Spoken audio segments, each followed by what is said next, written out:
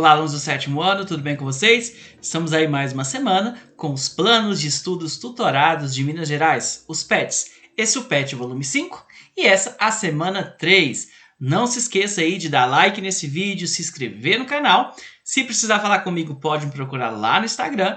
Lembrando que a gente tem vídeo aqui todo domingo, então a gente vai seguir na sequência aí de todo domingo. É um vídeo novo aqui no canal. Tem uma playlist no final com todos os vídeos aí do 7º ano. Se você estiver procurando aí as atividades de algum dos PETs anteriores, das semanas anteriores, pode procurar lá na playlist que tem todos lá, beleza?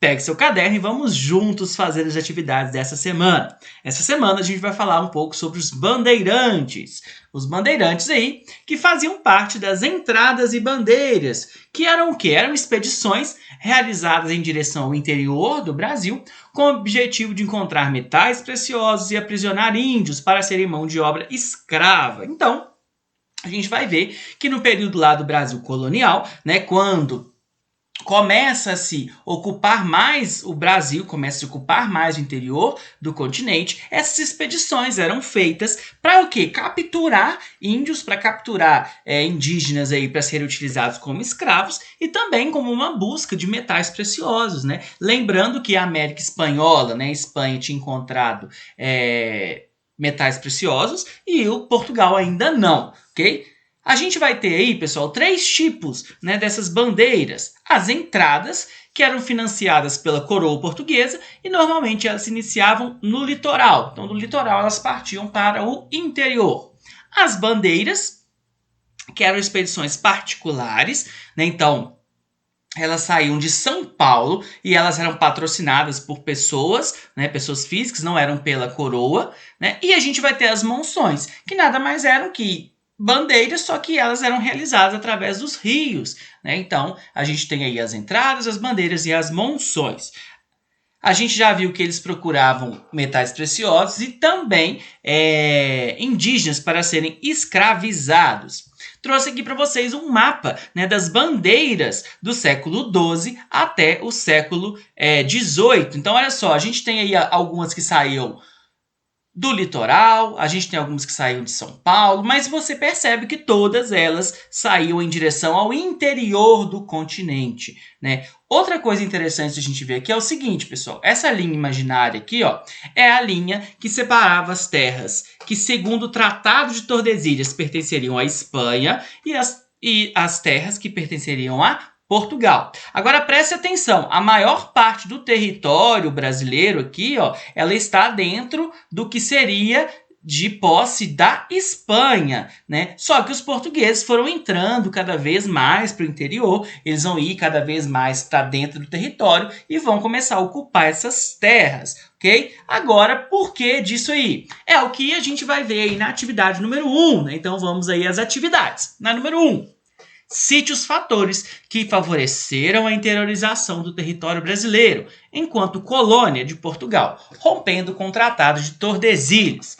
Trouxe para vocês o seguinte: a coroa espanhola apresentava um aparente desinteresse nas terras do interior. Além disso, atividades como a pecuária, as missões e o movimento dos bandeirantes favoreceram a interiorização do território português. Por que a Espanha tinha esse meio que desinteresse? Porque a Espanha, pessoal, ela tinha encontrado metais preciosos, né? Então ela estava mais preocupada em explorar esses metais preciosos do que ocupar o interior.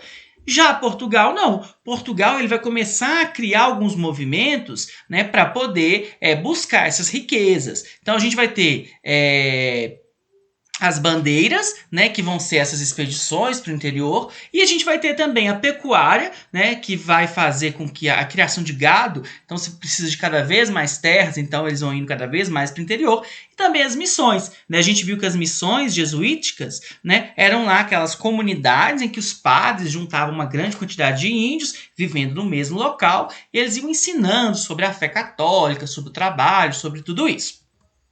Aí a gente chega justamente na atividade número 2. Por que os bandeirantes paulistas tinham preferência em capturar indígenas residentes nas missões jesuíticas? Eu acabei de explicar para vocês que as missões eram essas comunidades, né, que os índios viviam. E por que os bandeirantes paulistas vão preferir invadir elas? Aí eu texto que tem no PET de vocês traz o seguinte, olha só, marquei para vocês aí a resposta. Porque nessas missões, né, poderiam reunir centenas ou milhares de indígenas em um só local, e estes já estariam habituados ao trabalho nas lavouras, inclusive a trabalhar por excedentes, tornando-os mais eficientes aos colonos. Então, né, era mais fácil para esses paulistas invadirem uma missão, que já tinha um monte de índio lá, né, e aprisionar eles, do que ir para o interior, procurar as tribos e tal. Isso vai causar uma grande briga, né, entre os bandeirantes e os jesuítas, ok? Vamos para a próxima. Explique o que eram as bandeiras e as monções no movimento de interiorização do território brasileiro. Já trouxe para vocês lá em cima, mas eu trouxe aqui também a resposta. Olha só. Entradas e bandeiras foram expedições realizadas em direção ao interior do Brasil, com o objetivo de encontrar metais preciosos e aprisionar índios para serem mão de obra escrava. As monções eram feitas através dos rios. Okay? Então, essas expedições aí, quando elas eram feitas por terras, eram chamadas de bandeiras, né? Ou então entradas. Quando elas eram pelos rios, eram as monções. Ok? Agora vamos ao número 4. Além de indígenas capturados para a escravidão nas lavouras, qual atividade econômica importante foi iniciada após descobertas das expedições bandeirantes? Olha só. O tráfico de escravos mobilizava várias relações comerciais e a troca de diversos produtos surgiam, então, entrepostos comerciais no trajeto, sendo o início de futuras cidades. Além disso, houve a descoberta de ouro na região das Minas. Então, a gente vai começar a ter aí o surgimento de entrepostos comerciais, né? Então, locais em que as pessoas aí realizavam essas trocas, né, de pessoas escravizadas e outros produtos. E futuramente a gente vai ter a descoberta aí pelos bandeirantes de ouro. Finalmente a coroa portuguesa vai encontrar grandes quantidades de metais preciosos aí na região das Minas, ok?